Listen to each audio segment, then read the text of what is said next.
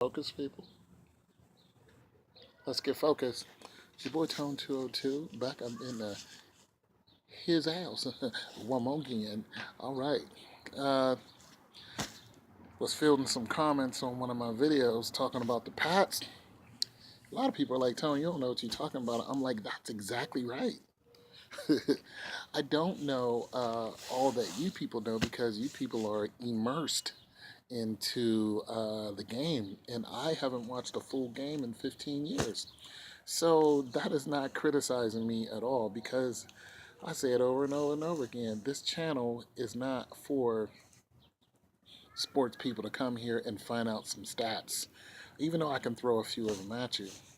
This channel is for skeptics. And skeptics, we in the field of skepticism, some of us are very knowledgeable on a subject and we like to compare numbers, and other ones are full of hyperbole. But that hyperbole can amount to something when you have some validity to some of your guesses. And I'm saying all that to say that I know for a fact that the NFL and the NBA and most sports are fixed because I've done some research on that. But also just the way things go down now. Here's a young man that's come to my channel. He just hates the fact that the Pats won last year when they were down 28-3. It's like, what in the hell happened? So people are still reeling about that, and it just, I I mean, it went worldwide how fake the game is when they saw that. It was unfreaking real. Nonetheless, that was last year or this year, but last Super Bowl. So I'm not going to keep going over that and lamenting over it. But I wanted to talk about somebody else also said something about LeGarrette Blunt and the running game versus the passing game. Now, I don't have the stats on all the passing game, but I went and looked up Blunt's running game, and he had 1,161 yards. He averaged 3.9 a carry. I think he had 18 touchdowns. His attempted carries were, I think, 299. So there's some stats for you guys who really like the stats. You can go look that up.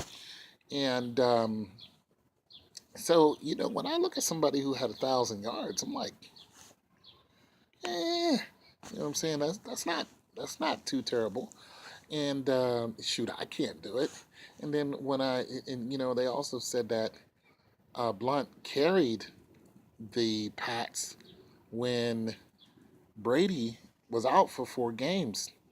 I didn't bring up those games because I don't know when that was. Like I said, I don't watch it. But if any of you know when those games were, I would love to hear the statistics on that. And all this conversation came up because of Adrian Peterson possibly going to the Pats, and some people are saying that's not going to happen. I never said that it was all the way going to happen. As there was a question mark saying that is this going to happen? Are they looking for somebody like Adrian Peterson? And I brought up all the reasons why I think it's possible because of the salary cap.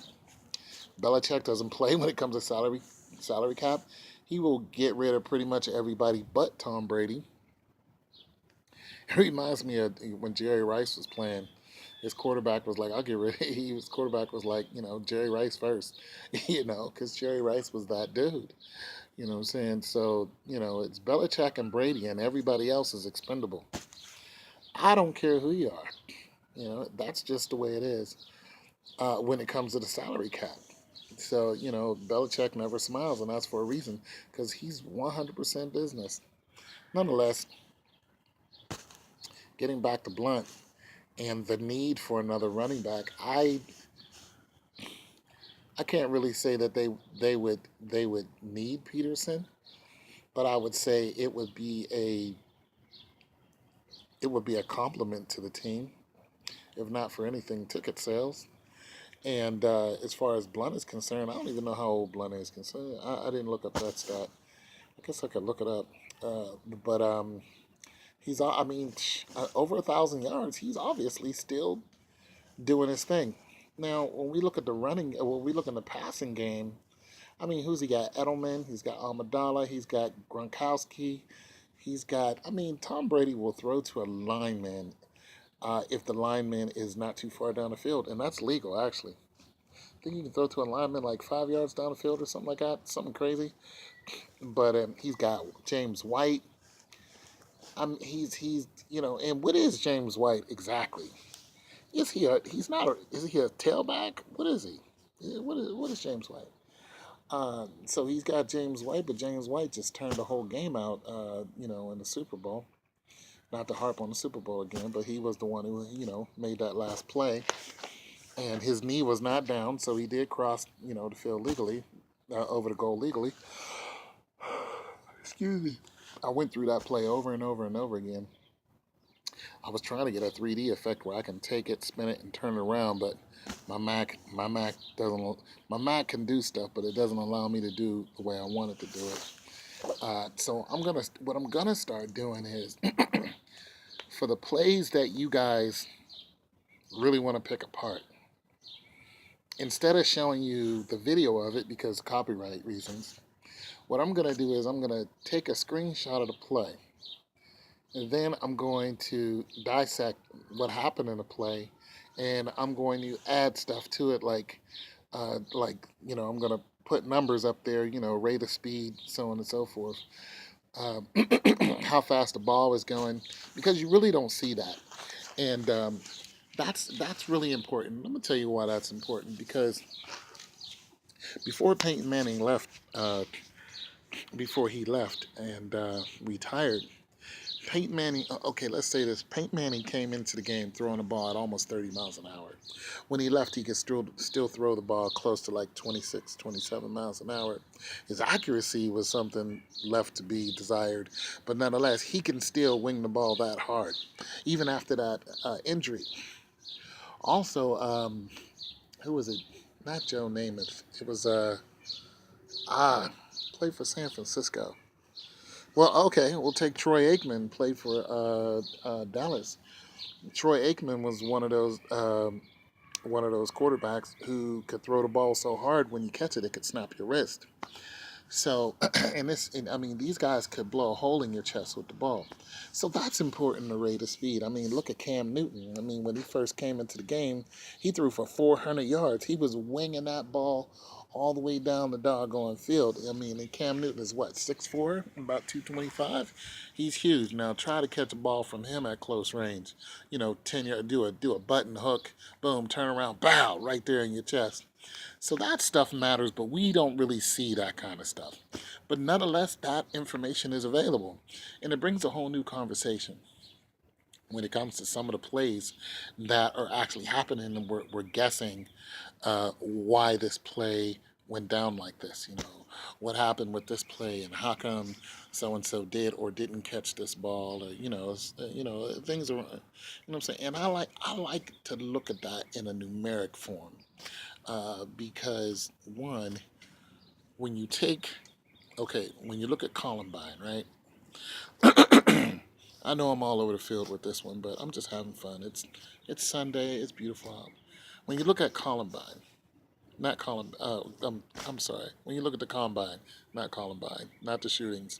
When you look at the Combine, and you look at how fast these guys are running, they just had a guy, I think, break a record. He went 4.2 or something like that. But when you look at even defensive players, when you look at rate of speed, when you look at the weight and rate of speed. So let's just I like to use Ray Lewis because I didn't like him as a person, but he was an exceptional player because he was fast for his size. I don't know how much he weighed, but when you take the weight of somebody, then you take the speed that they're traveling, and you take that and you look at the weight of another person and the speed that they're traveling, then you combine those speeds in a collision. It depends on what kind of collision.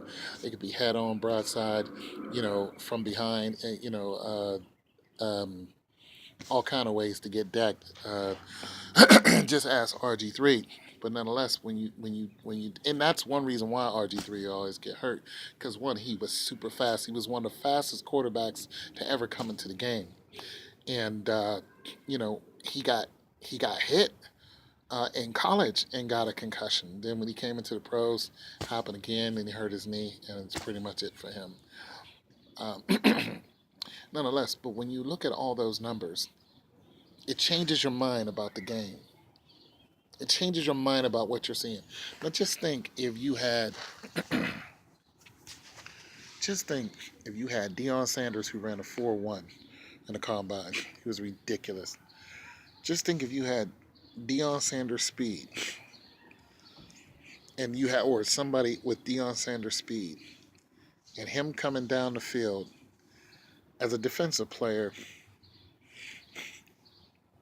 and hit Devin Hester head on.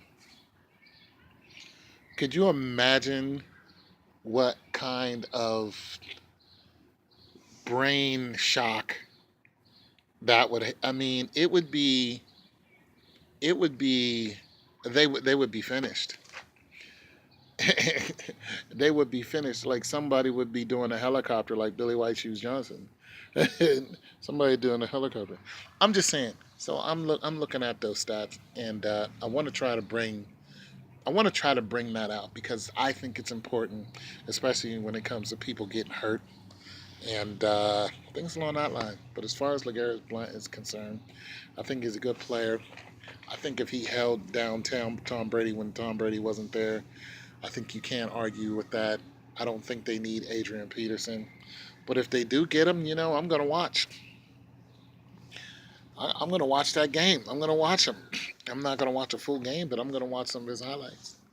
And you guys tell me what you think of all this conversation. Just having fun.